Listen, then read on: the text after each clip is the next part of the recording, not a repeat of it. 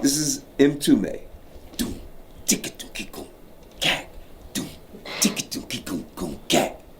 You're watching Who Mag TV. Keep it juicy.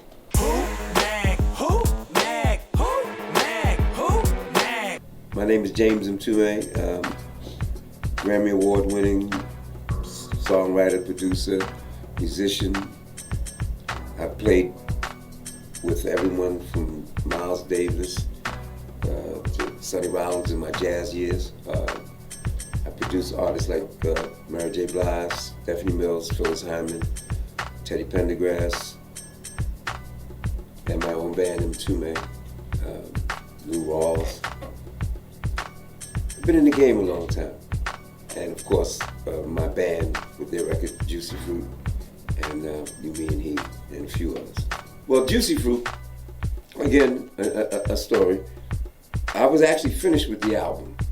And something told me there's something, I'm hearing something. I'm not sure what it was. And I remember I had already sent the band home. We cut what I thought would be the last track. And I was sitting there and I had an engineer. And I saw this Lynn drum machine. And I saw that, laying in the corner. And I asked the engineer to hook it up. And I just messed with it and I found this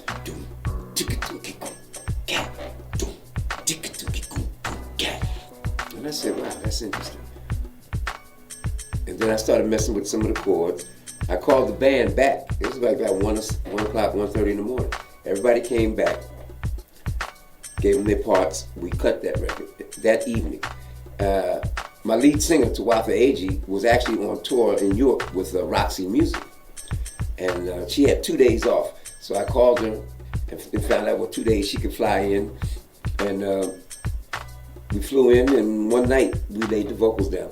I also was writing the lyrics while she was doing the vocals. I hadn't written the lyrics to Juicy yet. So sometimes I like to put myself under pressure. At the time, I was scoring, I was a musical composer for, actually it was a groundbreaking television show called New York Undercover.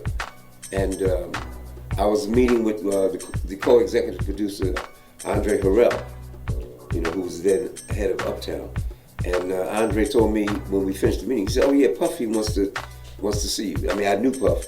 So Puff came in after the meeting and he said, Toombs, man, he said, I want to sample Juicy Fruit for my new artist. He said, his name is Biggie Small. He said, he's right outside. He said, can I bring him in? I said, sure. And I always make this point, man, we hugged and it was it was such a beautifully warm vibe with Biggie. And again, I make this other point. Me and Puff worked out a deal. It was probably one of the first deals done like this, where I said, man, you get $1, I get 50 cents. And he said, word. Well, that's kind of funny, because they asked me did I want to be in it, me and my lead singer, B.I.G. And I laughed because I was like, no, what y'all gonna have me jump around the corner in a plaid suit and some stacked heels, some juicy. No, I said, this is your generation. Closer I Get to You almost didn't make the album. I was invited to the listening session where Roberta called me and said Ahmet Ertegun, who was then the president of Atlantic Records, was coming over and she was going to play the album for him in the studio. So I'm just like, this guy, I don't even remember her introducing me to Ahmet, So I'm just sitting there. They played the whole album. And all I remember is Ahmet Ertegun saying this at the end. He said, I love everything except that Closer I Get to You. He said it's boring and repetitious. And I always give thanks to Roberta because she fought to keep that record on. As a matter of fact, The Closer I Get to You, and when Ahmet relented, The Closer I Get to You was not the first single off that album. The album was called Blue Lights in the Basement. It was another song. What happened was when the album dropped, all of radio went on to The Closer. They made it a single, and it went on to do quite well. I think, well, in terms of Juicy Fruit, I think Let It Go, Keisha Cole and Missy Elliott, I really enjoyed that interpretation of the song. Never Knew Love, actually it was an homage to Motown. If you listen to the backgrounds, it was like, it kind of reminded me of a Motown kind of song, And I got, actually we had a lawsuit on that. We didn't get $1 from that until about 3 years after that record was out. Somebody who used to write for Motown said, I had stolen it, but I guess that's the purpose of a suit, to get paid, you know. But of course they lost, and we got paid. Back then, I don't think that was 80 or 81, they didn't give any of the black awards during the televised version of the Grammys. They would give them off, and they would announce it after a commercial break. Earlier this evening, you know, we gave out the black awards. So I don't really, I have no value for that Grammy award. Stetsasonic. There was a song that came out called Talking All That Jazz.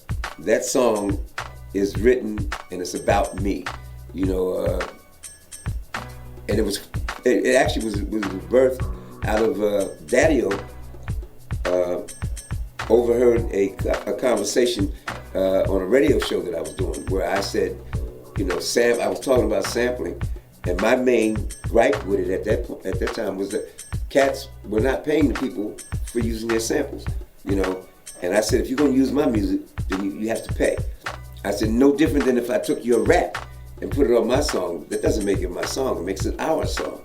So Daddy-O heard that, but he heard that he missed part of it, the earlier part, where I said I wasn't against it. I was just saying, if you use my music, you gotta pay for it. So they came out with the record Talking All That Jazz, and the next time you listen to it, listen to the lyrics. It's directed at me.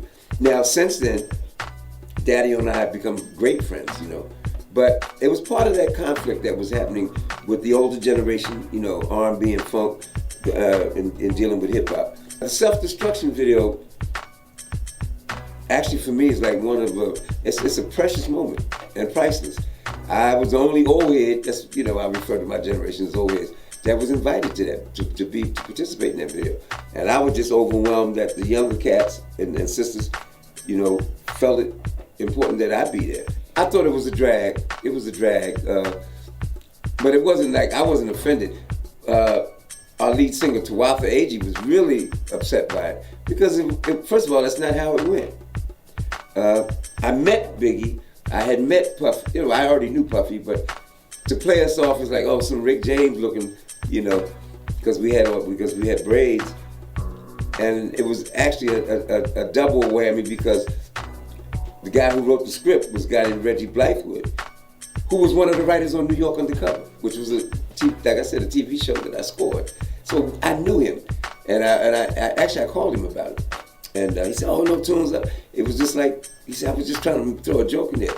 I said, "Well, you know, the joke ain't funny."